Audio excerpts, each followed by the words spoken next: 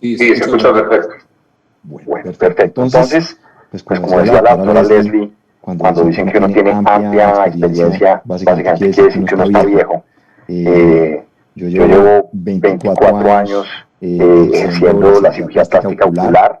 Inicialmente pues hacía pues de todo lo de nuestra especialidad, operaba vías lagrimales, órbita, tumores, fracturas, trauma y todo lo de los párpados. Y a medida que pasó el tiempo y la vida me lo permitió, empecé a dedicarme a lo que me gusta, que es realmente operar párpados. Desde que hice mi fellowship en UCLA con el Dr. Goldberg, mi obsesión fue siempre el manejo adecuado de las cejas durante la blefaloplastia superior, porque siempre, digamos, y un poco compartiendo esa filosofía con el Dr. Goldberg, hemos pensado que las cejas deben considerarse como una unidad junto con el párpado superior. Entonces, con el correr del tiempo y a medida que mi práctica se ha convertido más en un tema estético, he comprendido que la blefaloplastia realmente es un arte. Y como digo siempre en mis charlas y en mis publicaciones, digo que la magia de la blefaloplastia superior está en las cejas, porque cejas y párpados deben considerarse como una unidad funcional. Más que la ceja, porque cuando uno dice cejas, todo el mundo se imagina que uno las va a subir y levantar de manera exagerada. Realmente se trata de reacomodar el root, que es la grasa que está por detrás de la ceja, manejar adecuadamente el entrecejo. Y esto a veces implica realmente subir y otras veces simplemente sostener o reacomodar. Y eso es lo que quiero compartir con ustedes. Entonces, pues operar los párpados no solamente recortar piel y lograr que la cicatriz no se note, sino que pues me gusta por lo menos pensar que lo que hago realmente es un arte y que hay mucho más detrás de eso. Entonces, cuando uno se enfrenta a un paciente, yo siempre converso con el paciente primero, le pregunto a qué viene, etcétera, etcétera, luego lo siento en la silla de examen oftalmológico. Realmente hace muchos años que yo no le hago examen oftalmológico al paciente, pero sigo usando, digamos, como el mismo entorno oftalmológico. Me siento frente al paciente y toco sus cejas. Le pido que relaje la frente, y un truco para que el paciente relaje la frente es pedirle que cierre los ojos. Cuando los pacientes cierran los ojos, relajan la frente, dejan a veces de sonreír y uno puede evaluar adecuadamente. Y toco la ceja y reviso dónde está la ceja con respecto al reborde orbitario. Entonces lo primero es evaluar dónde está la ceja. Y si se fijan en la mujer que está a mano derecha en la pantalla, con un poquito de ojo experto, se van a dar cuenta de que aunque la ceja se ve muy arriba, se nota que si ella no se hubiera depilado, tendría pelos hasta mucho más cerca de las pestañas. No hay que olvidar que hay unas características genéticas que son propias de cada paciente. Entonces, hay pacientes como el paciente del lado izquierdo el paciente del lado izquierdo que tiene un espacio muy corto entre las cejas y las pestañas. Y hay en cambio pacientes que a pesar de que se hacen tatuajes o se depilan o se pintan, tienen unos espacios muy largos entre la ceja y las pestañas. Entonces, eso no quiere decir que una ceja más alta no se pueda haber caído. Y en muchas ocasiones lo que sí quiere decir es que tal vez los pacientes que por herencia genética tienen cejas de implantación más baja, de pronto no notan sus párpados caídos un poco más pronto en la vida y suelen consultar un poco más pronto. Busco siempre ofrecerle a los pacientes resultados naturales. Y de nuevo, cuando hablo de cirugía de párpados y cejas, no es porque trate de que se note que yo le subí las cejas. Lo que hago es mucho más que eso, es un poco lo que vamos a ir viendo acá. Entonces siempre trato de que el paciente se vea normal y natural, que no parezca operado. Este paciente en esta foto, de la derecha, lleva aproximadamente 3 semanas de operado. Esta señora lleva más o menos 3 semanas de operada. Y si se dan cuenta en esta paciente, no le hice una cirugía en la que le quité piel, como se hace en una blefaroplastia tradicional, sino que se fijan, ella tiene como un defecto de surco superior. Y ella lo que tenía era pérdida de volumen. Y sin ponerle ningún material extraño, simplemente reacomodando el tejido de la ceja, fíjense cómo a mano derecha se ve completamente diferente el aspecto del párpado. Le hice efectivamente una blefaroplastia en la que quité muy poca piel y lo que hice fue reacomodar ese tejido del roof para darle volumen. Es decir, a esta paciente no le inyecté nada, no tiene ni grasa de otra parte, ni le inyecté grasa, digamos, a manera de lipoinyección, ni le puse ácido hialurónico, sino que es su propio tejido de la ceja que he reacomodado para darle volumen. Si ven la foto de la izquierda, fíjense que lo que uno ve, digamos, la primera impresión es decir, tengo el párpado caído, pero si se fijan, con un poco de imaginación, digamos, en tercera dimensión, lo que se ve es como si hubiera desinflado el párpado. Y miren cómo a mano derecha se ve que no solo se despegó el párpado, con una cicatriz que prácticamente no se ve, sino que la paciente ha recuperado el volumen y tiene más volumen por debajo de la ceja hasta donde llega el pliegue o la cicatriz que está escondida ahí. Entonces, esto es lo que hago cuando reacomodo la ceja. Hasta ahí se oye todo bien, todo el mundo está oyendo. Sí, perfecto. Gracias. Bueno, muy bien.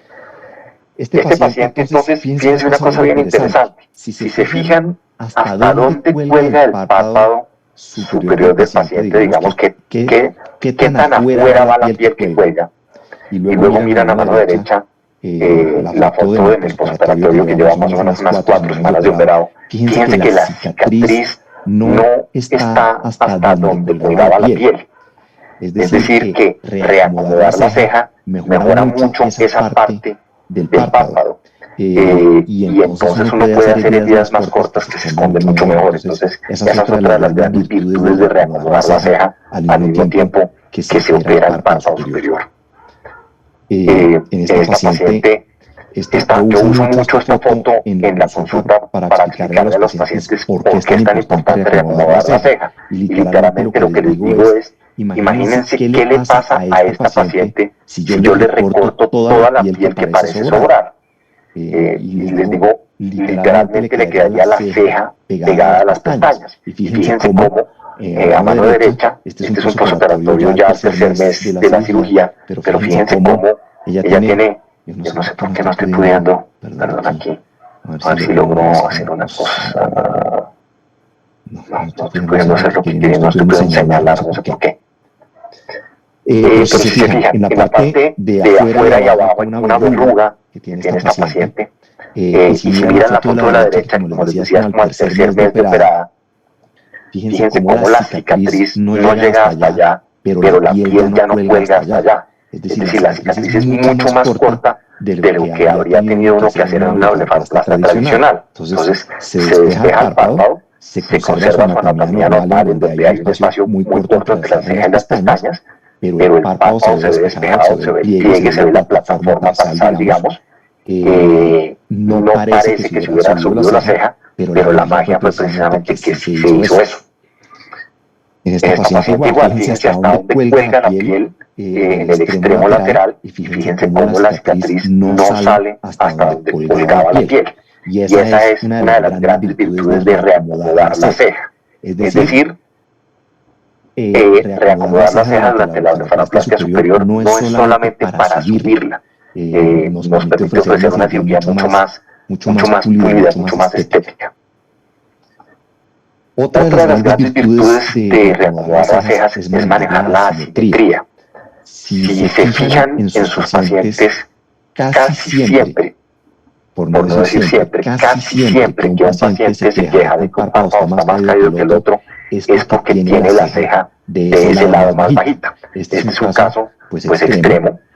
Podríamos decir que seguramente también tiene ptosis palpebral, pero él decía que sus párpados habían sido así toda la vida y que siempre han tenido como esa mirada un poquito como de párpados tapotudos o mirada un poquito como triste, melancólica, y a él lo que le molestaba era que se veía muy asimétrico. Entonces le hice blefaroplastia de ambos ojos, pero lo que hice fue subir mucho más la ceja del lado izquierdo Y fíjense cómo mejora la simetría del párpado. Y este es un caso que me gusta mucho, porque si se fijan en el ojo derecho, si miran solo el ojo derecho, ese es como el párpado típico por el que nos buscan para una blefaroplastia. Pero si miran su ojo izquierdo, es un párpado en el que se ha perdido de manera súper evidente y significativa la grasa en la parte superior del párpado. Entonces tiene un defecto de surco superior muy severo. Y si uno le hace a este señor una blefaroplastia común y corriente, lo que hace es que empeora ese surco. Y fíjense cómo con una cirugía, este es un posoperatorio al tercer mes, fíjense cómo la cirugía me permite despejar el párpado superior, mejorar la simetría, porque la ceja del lado derecho era más bajita que la izquierda, y ahora no están idénticas, pero están más simétricas, y al mismo tiempo, el mismo procedimiento me permite reacomodar el RUF y devolver el volumen perdido, de tal manera que esta es otra de las virtudes de reacomodar la ceja. Esta es otra paciente que buscaba blefaroplastia por asimetría. Si se fijan, la ceja izquierda es más bajita, y aunque por supuesto no quedan idénticas, está un poco más simétrica y los párpados se ven más simétricos, los pliegues se ven a una altura muy simétrica y lleva más o menos unas 3 semanas de operada. Entonces todavía tiene edema, pero el manejo de las cejas es clave para mejorar las asimetrías. Esta foto de la izquierda es una foto intraoperatoria que tomé para mostrar cómo se nota que la ceja del lado derecho del paciente ya está más alta que la izquierda. Entonces ya le hice la blefaroplastia y le subí la ceja, y la izquierda, que no la he tocado, pues sigue siendo más bajita. Ya en el posoperatorio inmediato, con los puntos en su lugar, se ven las cejas más simétricas. Digamos que logré subir como los 2 tercios laterales de la ceja, que es lo que normalmente le hago a los pacientes con esta técnica transpalpebral que voy a mencionar en un momento. Otra cosa importantísima, que es parte como de mi filosofía, es que yo jamás calculo cuánta piel le quito a un paciente de los párpados superiores. Siempre calculo cuánta piel le dejo a los pacientes. Entonces, esta paciente ya había sido operada de sus párpados, ya le habían hecho una blefaroplastia. Entonces, cuando ella consulta y me dice que se ve los párpados caídos, pero que ya la operaron, yo le pido que cierre los ojos y mido cuánta piel tiene desde donde comienza la ceja de verdad, no desde donde la tiene depilada, sino desde donde comienza la ceja de verdad, hasta donde comienzan las pestañas. Y lo mínimo que debería tener son 20 milímetros, que es lo que yo dejo siempre. Y en este caso ella tenía más o menos unos 23 milímetros de piel. Por supuesto que el resultado que vemos a mano derecha no es por haberle quitado 3 milímetros de piel, sino porque le reacomodé la ceja. Entonces le quité 2 o 3 milímetros de piel y por vía transpalpebral le reacomodé la ceja. Esta paciente igual, ella había sido de hecho operada por mí hacía como 12 años, y a ella lo que le molestaba era que le colgaba un poquito la piel, digamos en el extremo más lateral. De nuevo medí cuánta piel tenía 22 milímetros, le quité 2 milímetros de piel, lo cual me da, digamos, acceso a través del párpado para reacomodar la ceja. Y fíjense cómo ya la piel, digamos, más lateral no le cuelga, y fíjense cómo no tiene una cicatriz que vaya hasta tan afuera. De tal manera que reacomodar la ceja, insisto, permite hacer heridas más cortas que se esconden mejor. Entonces, ¿cuáles son las técnicas quirúrgicas que yo uso para reacomodar la ceja? Está perfecto, doctor. Podemos continuar y al final hacemos las preguntas. ¿Sí? Por el chat también podrían escribir, por favor, si alguien desea preguntarle algo. Y al final lo hacemos, ¿sí? Perfecto. Entonces, la primera técnica que quiero compartirles es esta. Es la reposición transpalpebral del RUF. Digamos que es, con ese nombre tan sofisticado, básicamente reacomodar la grasa que está por detrás de la ceja por vía transpalpebral. Digamos que lo que normalmente se menciona como una pexia de la ceja, a mí no me gusta ese término porque, digamos, como que implica que es como poner un puntico y que es una cosa fácil y sencilla, y pues a mí no me gusta que los pacientes se vayan con la impresión de que lo que voy a hacer es una tontería. Entonces, yo hablo siempre de corrección de ptosis de cejas. Entonces, esto es, digamos, como mi procedimiento habitual. En el caso de ella, le operé los párpados inferiores, entonces yo siento al paciente, le pinto las bolsas que concuerdan con lo que ustedes ven ahí, que es la historia clínica que yo uso a mano, porque yo llevo la historia a la sala de cirugía y la pego a mi lado. Entonces, si se dan cuenta, con una letra horrible dice ptosis de cejas, derecha mayor que izquierda. Anoto que tiene dermatochalasis, pinto las bolsas, anoté que no tenía bolsas laterales, anoté la altura de los pliegues. Entonces, pinto las bolsas. Yo mismo hago la asepsia y antisepsia para que no se borren los dibujos, y yo mismo pongo los campos quirúrgicos. Yo no pongo un turbante como los que se ponen tradicionalmente, porque con el turbante uno suele corregir la ptosis de cejas. Entonces yo pongo el turbante y lo pongo de tal manera que no me jale hacia arriba. Eh, Arriba y a la izquierda estoy midiendo la altura del pliegue y estoy midiendo cuánta piel hay desde el pliegue hasta el borde del párpado. Y normalmente luego tomo la medida desde la ceja hacia abajo para que la medida de lo que quedó entre el borde libre y el pliegue y lo que quede de la ceja hacia abajo tiene que sumar mínimo 20 milímetros. Y el resto es lo que reseco, es decir, que a veces hago blefaroplastias de 10, 12, 15 milímetros y otras veces hago blefaroplastias de 3, 4, 5 milímetros. Es decir, de nuevo no calculo cuánto quito, sino cuánto dejo. Arriba a mano izquierda ya está pintada la blefaroplastia y con los dedos estoy escogiendo los puntos de referencia para elevar la ceja, que es lo que estoy marcando abajo a la izquierda. Entonces, infiltro el párpado y luego infiltro toda la zona de la ceja donde voy a trabajar.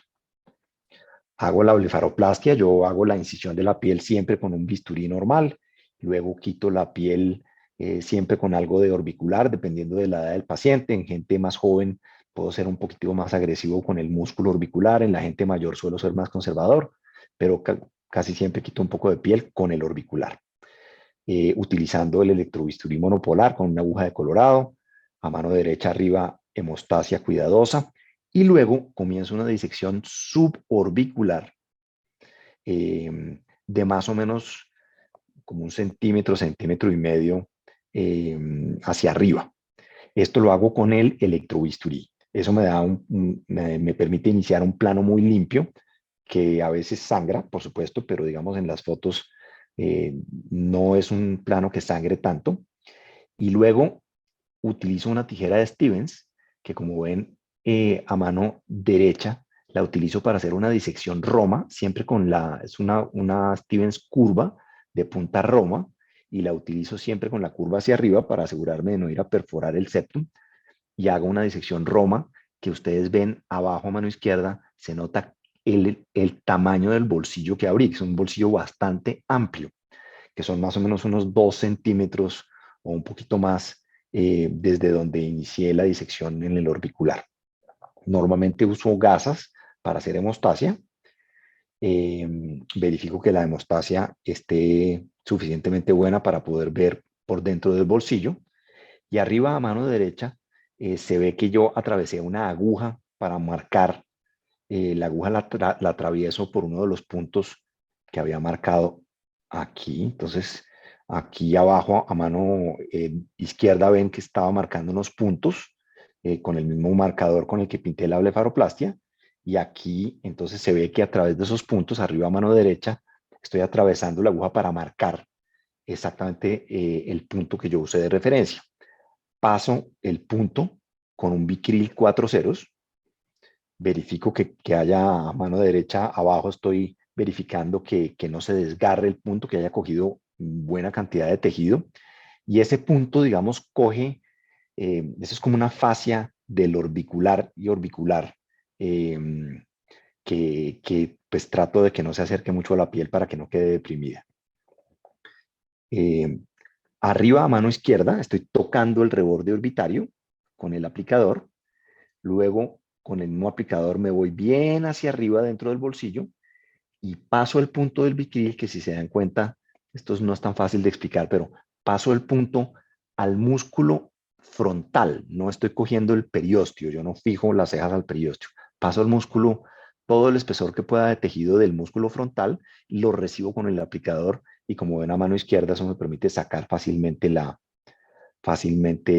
aguja, rescatar la aguja de ese bolsillo que es muy profundo, que de otra forma se le voltea a uno y tiende a ser difícil para uno pescar la aguja. Entonces yo paso el punto y recibo la aguja con el aplicador para poderla sacar. Y a mano derecha, pues ven ustedes el posoperatorio, digamos, inmediato de la blefaroplastia con las cejas. Me gusta mucho, ustedes ven ahí a mano arriba, a mano izquierda arriba, así termina mi campo quirúrgico con mucha frecuencia. Es una cirugía muy limpia, con muy poco sangrado. A ella le hice blefaroplastia, le quité bolsas de párpados inferiores, guardo la grasa de manera muy organizada y a mano arriba, a mano derecha arriba está el postoperatorio inmediato de la paciente con mucha frecuencia, con muy poco edema, con muy poca equimosis. Es decir, es un procedimiento de microcirugía, aunque no uso microscopio, hecho con instrumental oftalmológico muy delicado para que el tejido se maltrate lo menos posible. Esta es la técnica que yo utilizo en todos los pacientes a quienes les opero los párpados superiores. Y voy a repetir eso. A todos los pacientes que les hago blefaroplastia de párpados superiores, a todos les reacomodo el rufo. Literalmente. Es decir, como toda regla tiene su excepción, pero podría decir que en un año de trabajo puedo hacer una o dos blefaroplastias sin cejas, pero todas las demás las hago con cejas. Y esto me permite reacomodar los 2/3 laterales de la ceja. La frontoplastia es la otra técnica que utilizo para reacomodar las cejas. Y esta es una técnica que utilizo específicamente cuando necesito corregirle al paciente la ptosis del entrecejo. Bien sea porque es un paciente joven que estéticamente no le gusta el aspecto de su entrecejo, o en algunos casos que ya voy a mencionar, pero hoy en día a la gran mayoría de los pacientes les hago la técnica transpalpebral. Esta técnica de la frontoplastia la utilizo puntualmente para los casos que les voy a mostrar. Entonces, para subir el entrecejo, y ustedes ven aquí que le hice a ella una blefaroplastia y le hice una frontoplastia y miren cómo cambia el aspecto del entrecejo. Ella lleva tal vez unos 3 o 4 meses de operada y el cambio es absolutamente radical en el aspecto de la parte central de la frente. Y esto solo se puede lograr con una frontoplastia. Esta paciente que puse en la primera diapositiva es la misma paciente. Miren cómo le mejora el entrecejo. Entonces, blefaroplastia superior con frontoplastia. Y la frontoplastia la utilizo para unas cosas también muy específicas. Esta es una paciente que tenía tal vez unos 42, 43 años, a quien no le gustaba el aspecto de su párpado superior derecho, pero estaba conforme con su párpado superior izquierdo, de tal manera que no quería una blefaroplastia. Algún cirujano plástico general le propuso hacer una blefaroplastia solo del párpado superior derecho, pero un colega oftalmólogo le dijo que se mirara bien en el espejo para hacerle notar que su ceja derecha estaba mucho más bajita que la izquierda. Entonces a ella le hice una frontoplastia solo de la mitad derecha de la frente. Entonces le subí solo la mitad derecha de la frente con una frontoplastia sin hacer blefaroplastia. Este paciente es un caso similar, sin embargo, él había tenido una lesión de la rama frontal del nervio facial por una fractura de la mandíbula que quedó mal reparada, lo tuvieron que reoperar y en la reoperación se lesionó la rama frontal del facial y quedó con esa ptosis tan severa de ceja. Y aquí está a mano derecha, le hice también media frontoplastia, es decir, le subí solo la mitad derecha de la frente con la técnica, digamos, en una frontoplastia endoscópica. Sin endoscopio, pero endoscópica. Ahora más tarde, si quieren, les cuento cómo es esa historia. Entonces, aquí está, digamos, este es un dibujo pues muy esquemático para mostrar cómo pongo una incisión central, dos incisiones paracentrales que normalmente se alinean o con la pupila o con el limbo medial y normalmente la localización de la incisión, de las incisiones temporales, que las hago a los dos lados cuando subo toda la frente, utilizo más a mano izquierda, vemos la que está con líneas azules porque da un vector de fuerza mucho más vertical. Es súper importante conocer bien la anatomía, que hay un dibujo de la rama frontal del nervio facial porque precisamente el riesgo de esta cirugía es que uno lesione la rama frontal del facial. Abajo, a mano derecha, es una foto no de un paciente, sino de un cadáver. Esta fue mi tesis de grado del fellowship, fue un estudio de cuál era la localización ideal de la incisión de relajación en el periósteo inferior para que subiera la frente y las cejas de manera ideal. Y básicamente la conclusión es que debe ser lo más abajo posible, casi que a nivel del arcus marginalis, respetando siempre la región de los nervios supraorbitarios y asegurándose de respetar la zona de mayor riesgo, que son 2 centímetros por encima del reborde orbitario, que es donde pasa la rama frontal del facial. Arriba a mano izquierda, la línea que vemos, digamos, como horizontal, es donde yo supongo que puede estar la rama frontal del facial, y y la línea vertical corresponde al tendón conjunto, que es donde se junta la fascia temporal profunda y superficial y se pegan al periósteo. Entonces esa es la zona que hay que disecar a través de la incisión temporal, que se hace siempre por encima de la fascia temporal profunda. Se hacen 3 incisiones centrales, una central y 2 paracentrales, y 2 incisiones temporales. Y como ustedes ven en la foto de abajo a la derecha, se ve cómo hago una disección superióstica sin necesidad de usar endoscopio. Digamos, esta es una zona donde realmente no hay ningún riesgo. Hago la disección superióstica, luego apoyo el elevador de periósteo contra el dedo y hago fuerza para sentir cómo rompo el periósteo lo más abajo posible. Siempre los puntos los pongo con un bicril 2 ceros en este caso, y las incisiones las cierro en el cuero cabelludo con agrafes para que sea más fácil cerrar y luego quitar los puntos. Muy bien. Entonces, pues la clave, como en todo lo que nosotros hacemos, es que los pacientes tengan expectativas razonables, y esto depende de que uno como cirujano se tome el tiempo necesario para explicarle a los pacientes. Es decir, los pacientes llegan a mi consulta, pues rara vez pidiendo que les suba las cejas. Casi todos llegan o porque ya operé a alguien y vieron el resultado, o porque se ven los párpados caídos, de tal manera que yo necesito explicarles por qué es tan importante manejar las cejas, de tal manera que eso requiere tiempo y dedicación. Les explico siempre cómo es el posoperatorio y les cuento todo, absolutamente todo, se los explico y se los doy por escrito.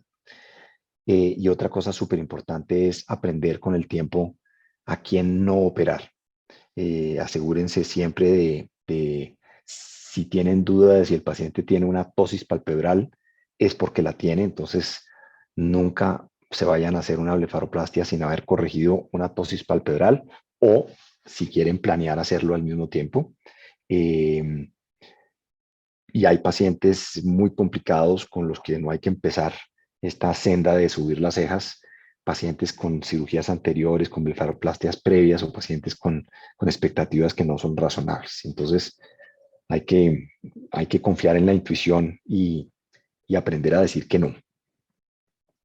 Esta es una publicación esto fue tal vez lo último que publiqué, gracias a una invitación muy generosa del doctor Martín Devoto, que ustedes todos lo conocen, de Buenos Aires.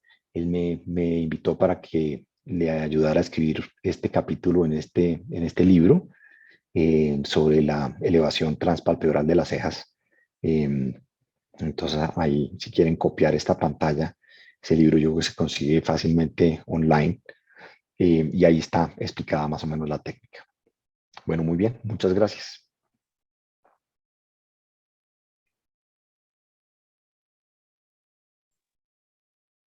Excelente, doctor Juan Andrés, muchísimas gracias. No sé si tienen preguntas por ahí. Leslie, creo que hay una en el chat. ¿Podrías, por favor, formularla?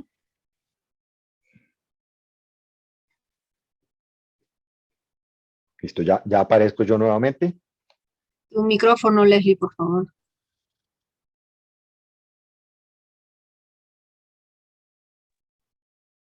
Leslie, tu micrófono no se te escucha.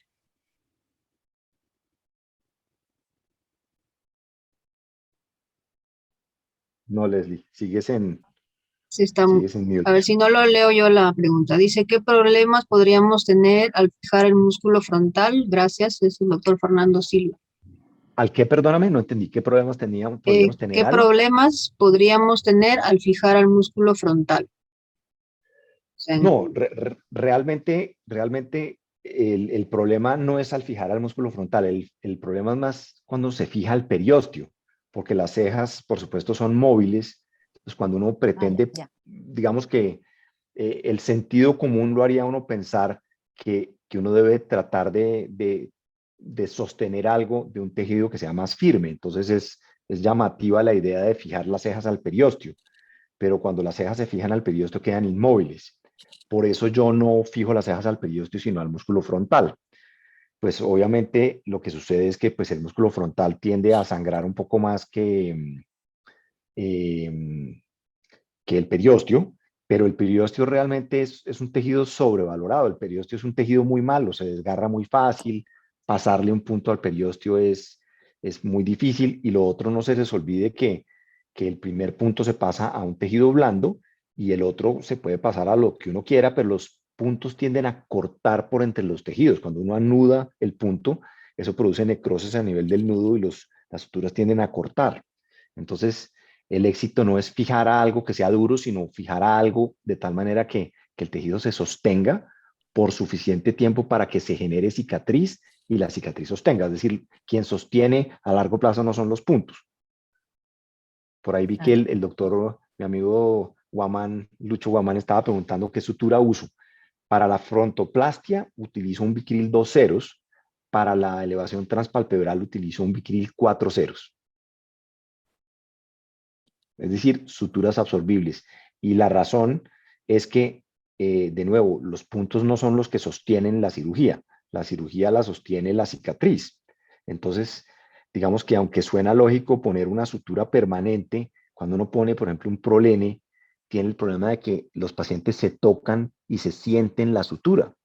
Y estos pacientes todos vienen por cirugía estética, son pacientes muy exigentes, entonces cuando se tocan se van a sentir que algo les puya o que algo está duro. Entonces yo les pongo una sutura que se reabsorba con el tiempo también por esa razón.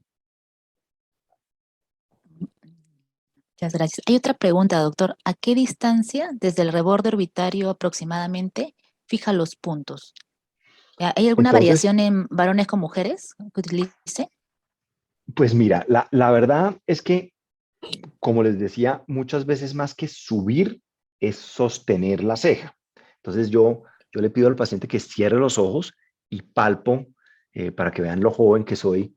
Aquí está la ceja y entonces el reborde orbitario está aquí, es decir, mi ceja todavía no se ha caído. Pero cuando uno le dice al paciente que cierre y lo toca uno se da cuenta cuando la ceja se bajó. Entonces yo lo que trato de hacer es reacomodar la ceja para volver a ponerla a nivel o un poco por encima del reborde orbitario. Eh, Trato de subir la ceja un poco más en las mujeres, un poco menos en los hombres. En los hombres tiendo a escoger los puntos de elevación un poco más central, en las mujeres un poco más lateral, pero esta técnica transpalpebral solo permite subir los 2/3 laterales. Hay una técnica del doctor John McCann, que fue otro de mis profesores, para subir la parte medial, pero eso es súper difícil porque sangra un montón. Entonces yo solamente subo los 2/3 laterales, y yo diría que, para contestar la pregunta, probablemente los puntos los pongo a 1,5 centímetros o 2 centímetros del reborde orbitario. Digamos, lo difícil de esta técnica es que yo estoy trabajando, digamos, nosotros operamos sentados detrás del paciente, entonces los pies están abajo, la cabeza está aquí, y tú haces este bolsillo que te queda hacia ti. Entonces yo me paro detrás del paciente y yo me agacho detrás del paciente e ilumino el bolsillo, de tal manera que estoy realmente trabajando dentro del hueco, y eso me permite pasar los puntos allá arriba. Más o menos 1,5 centímetros, 2 centímetros, esa es la respuesta. Doctor, y usted pone 2 puntos. Normalmente pongo 2 puntos, sí. Normalmente Y, pongo 2 puntos, sí. doctor, ¿algún consejo que usted le pueda dar a las personas que quieran comenzar con esta técnica? Eh, Principiantes, la más claro que sí. básica. yo creo que los mejores pacientes para hacer cirugía de cejas son pacientes que hayan tenido parálisis facial, porque digamos que voy a comenzar esto, voy a repetir esto de una manera distinta. Yo siempre les decía a mis residentes que cuando un paciente tiene parálisis facial, pues el párpado abre, pero no cierra. Entonces estos pacientes nos los mandan a consulta porque tienen lagoftalmos. Entonces, de alguna manera, la tosis de ceja es la que reemplaza la pesa de oro que hay que ponerle al párpado del paciente. Entonces, si uno coge al paciente con una parálisis facial muy reciente y le subes la ceja y le haces una blefaroplastia, queda con lagoftalmos y se le daña la córnea. Entonces, no es cualquier paciente de parálisis facial, pero muchos de estos pacientes, después de muchos años, se han recuperado muy bien, tienen buen cierre palpebral, algunos tienen buen bel. Entonces, cuando tú le haces al paciente simplemente esto en consulta y el paciente cierra y tiene buen cierre palpebral, pues sabes que cuando le subas la ceja no le vas a causar daño, y este es el mejor paciente para aprender a subir cejas, bien sea para hacer frontoplastias, porque ya no le puedes dañar la rama del facial porque ya está dañada, y también es un buen paciente para hacer una elevación transpalpebral, porque puedes comenzar haciendo un solo lado en un paciente, digamos un paciente un paciente de pronto mayor que se beneficia de una blefaroplastia funcional y que tiene más caída una ceja. Entonces puedes hacer la ceja de un solo lado y realmente ver qué tanto estás logrando subir. Ahora, esto no es para poner las cejas acá, es para sostenerla en su lugar. De tal manera que yo creo que el fracaso sucede cuando uno pretende subir demasiado la ceja. Entonces, esta es una cirugía que permite subir bastante cuando uno tiene práctica, pero inicialmente buscar más que subir, sostener. Yo creo que ese es el mejor consejo, y empezar con pacientes que tengan parálisis facial. Muy buen consejo, doctor. Acá hay una pregunta más. Dice, ¿alguna vez ha tenido o le ha pasado que la cicatriz se la ha retraído de la blefaroplastia, supongo? De la blefaroplastia, digamos, si la pregunta es, la pregunta es que si alguna vez me ha pasado que la cicatriz se tiemple como hacia arriba, que se retraiga hacia arriba. Esa es la pregunta. Ah, No, no sí, a sé ver, quién. Sarita, sí. A ver, Ok. La respuesta es sí. Cuando hago blefaroplastia normal, que como les digo la hago muy poco, una blefaroplastia sola, nunca jamás he tenido una retracción de la cicatriz. Pero cuando hago cejas, sí es frecuente que la cicatriz tenga tendencia a templarse hacia arriba, a retraerse hacia arriba.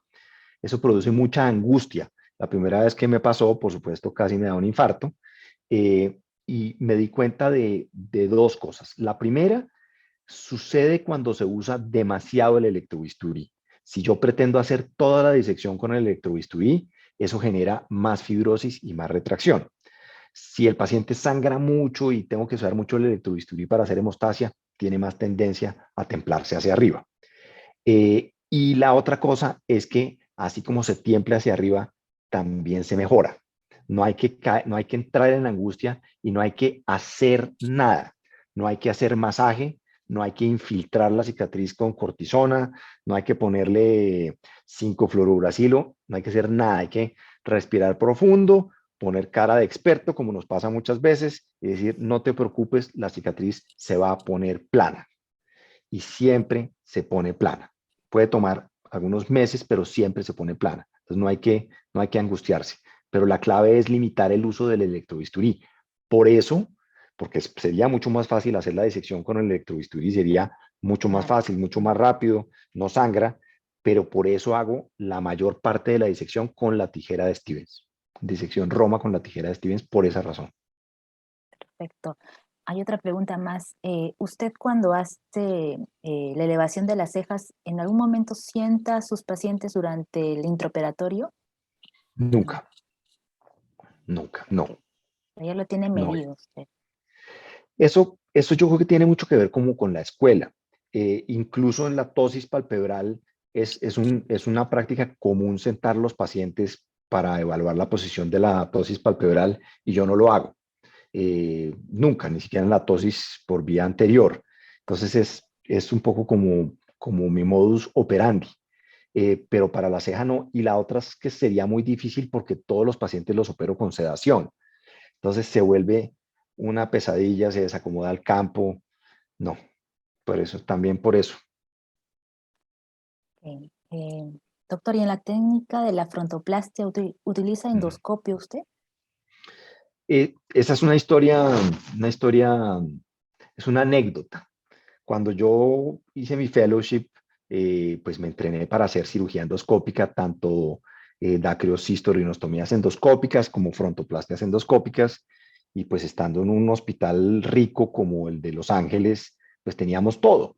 Teníamos 4 sets de instrumental solo para nosotros, teníamos 2 endoscopios, bueno, cuando yo empecé a trabajar aquí en Colombia, que se parece tanto a todos nuestros países, pues en el hospital los únicos que tenían endoscopio eran los otorrinos. Los oftalmólogos, por supuesto, no teníamos endoscopio.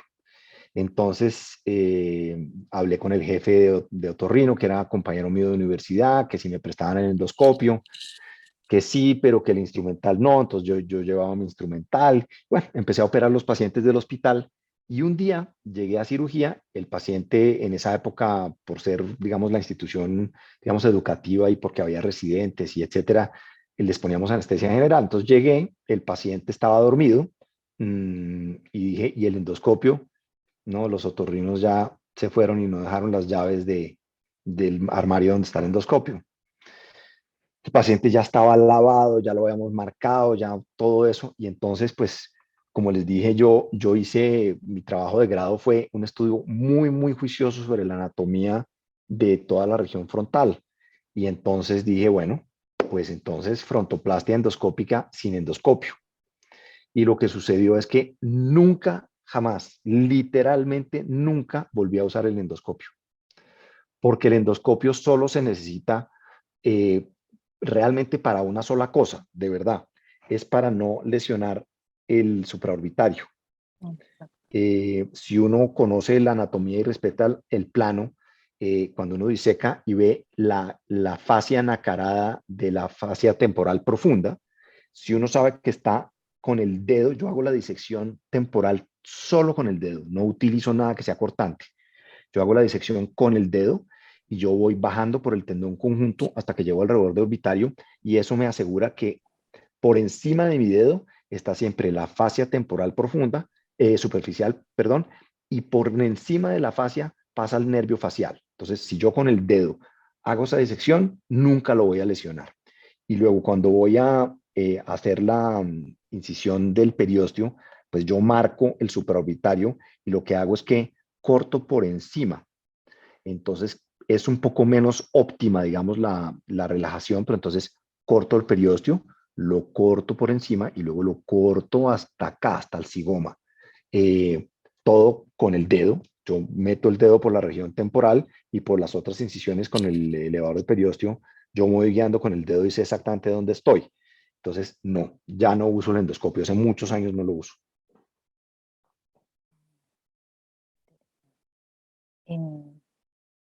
Interesante. No sé si tienen alguna otra pregunta.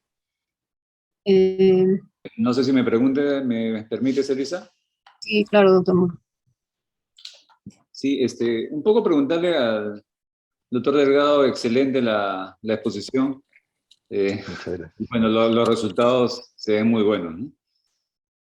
¿Cuál sería el papel del ayudante en este tipo de cirugías? Porque una blefaroplastía que hacemos sin tratar de elevar la ceja, normalmente muchas veces operamos solos o operamos con un ayudante que no tiene mucha experiencia y en general pues no tenemos gran necesidad en todo caso. En esta cirugía que hace, ¿cuál es el papel del ayudante? ¿Qué tanto lo necesita?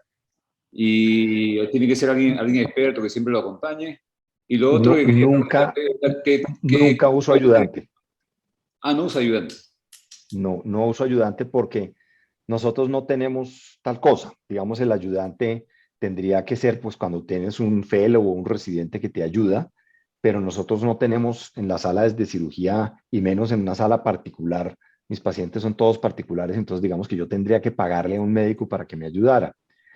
Y digamos que lo que me pasaba cuando empecé a trabajar era que operaba en el Hospital de San José, operaba en Fundonal, operaba en otras 3 o 4 clínicas, operaba en Medellín. Entonces yo operaba en 5 o 6 sitios distintos.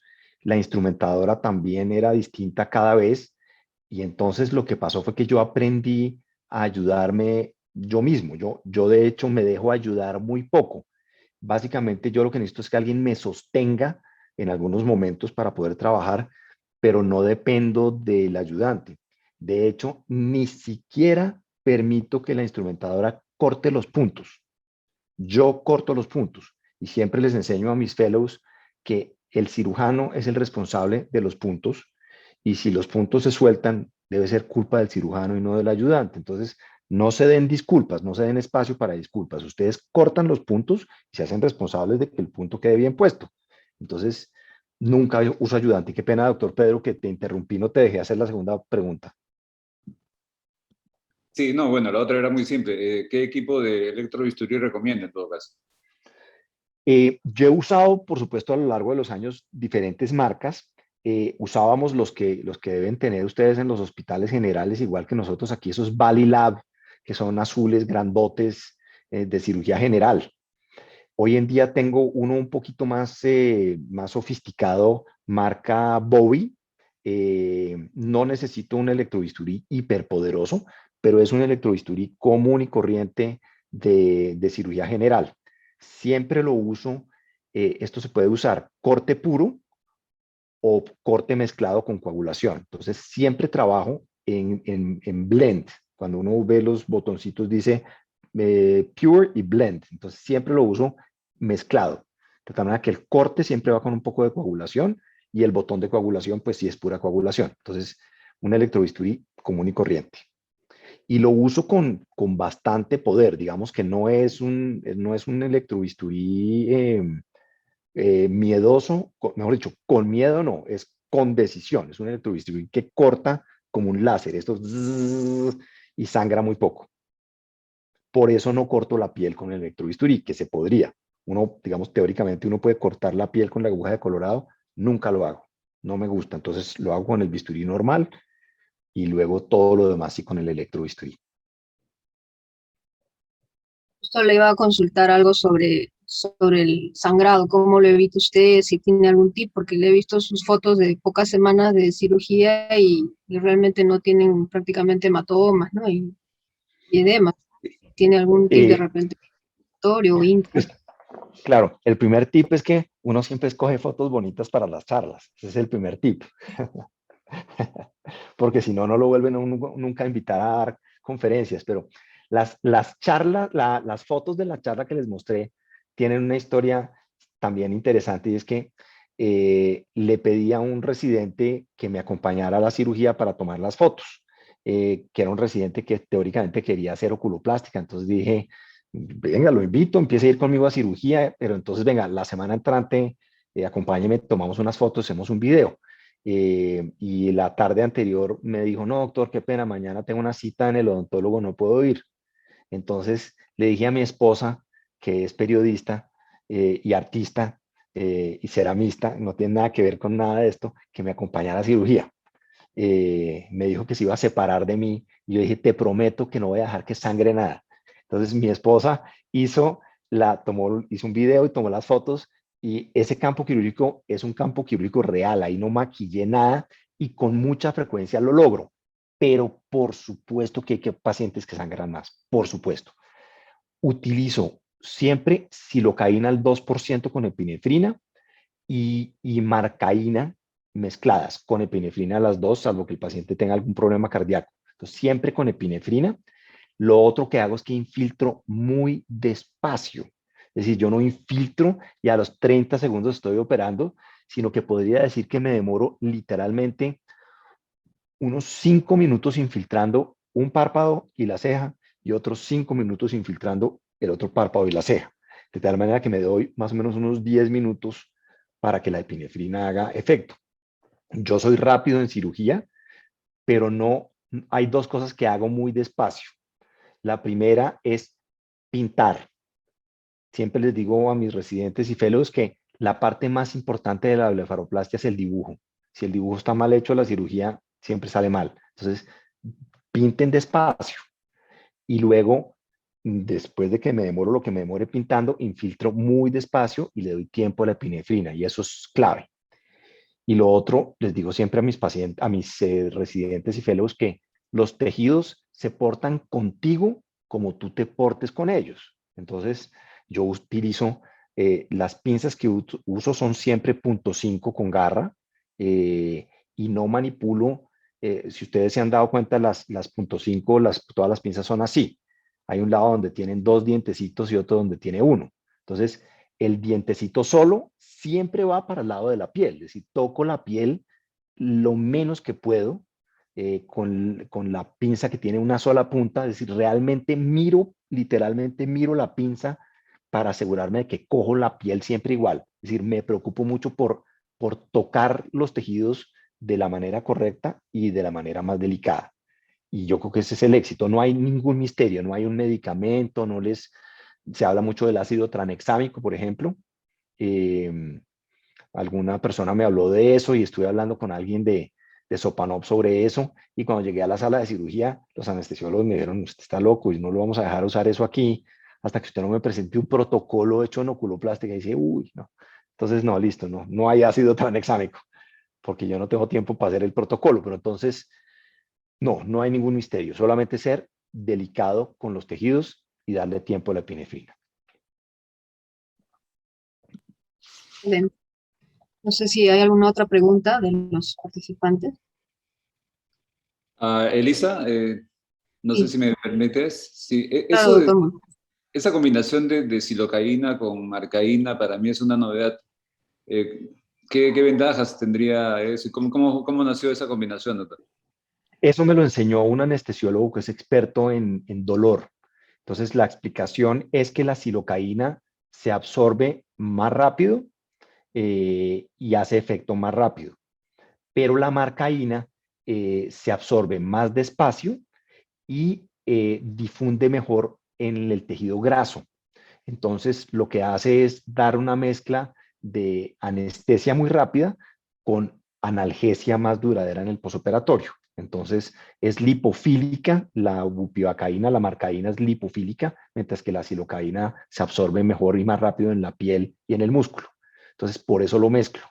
Esa es la explicación, y eso me lo enseñó un anestesiólogo hace muchos años, experto en dolor. Ahora, si tengo que escoger una sola, porque de pronto me dicen, no, doctor, no hay marcaína, o solo puede usar una porque el anestesiólogo decide que el paciente tiene problemas de toxicidad o lo que sea, utilizo solo silocaína. Prefiero la silocaína porque actúa más rápido, pero cuando puedo las mezclo, y esa es la razón.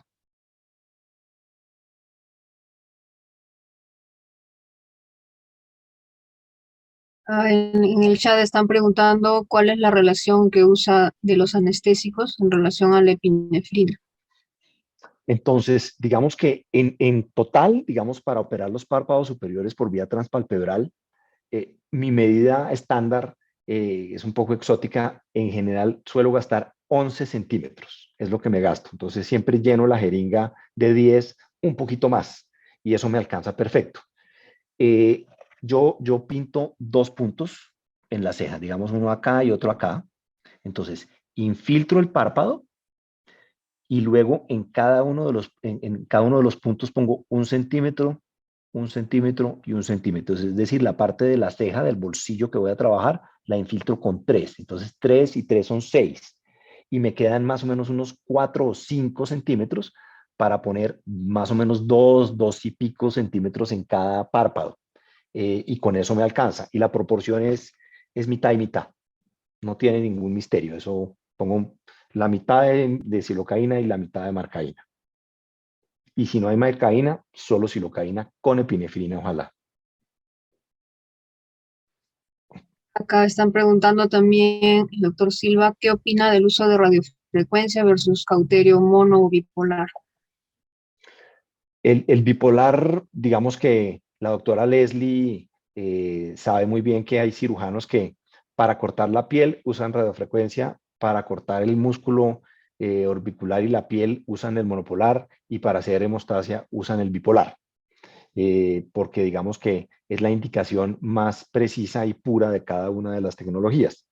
Yo soy un cirujano práctico, entonces soy súper delicado con los tejidos y a eso le invierto tiempo y no le pierdo tiempo a cosas que no me producen verdaderos y probados efectos. Entonces, no me gusta la radiofrecuencia porque en mi experiencia es muy malo para hacer hemostasia. Entonces, corta muy bien, pero hace muy mala hemostasia.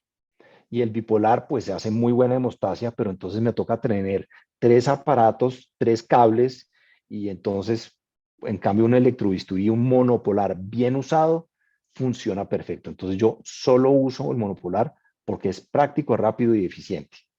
Eh, entonces, personalmente, esa es la razón. Yo soy súper práctico. Pues yo no tengo 14 tipos de pinzas ni 14 tipos de tijeras. Tengo una tijera de Stevens, una tijera de Westcott, 2 pinzas .5, un desmarres mediano, un separador lagrimal, no un Zen, porque los Zen tienen puntas y pueden desgarrar, entonces un separador lagrimal de dientecitos redondos, una aguja de colorado, y básicamente ese es mi instrumental. Con eso hago casi todo.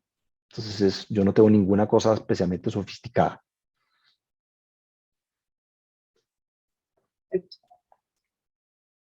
No sé si alguien más desea hacer alguna otra pregunta, doctor.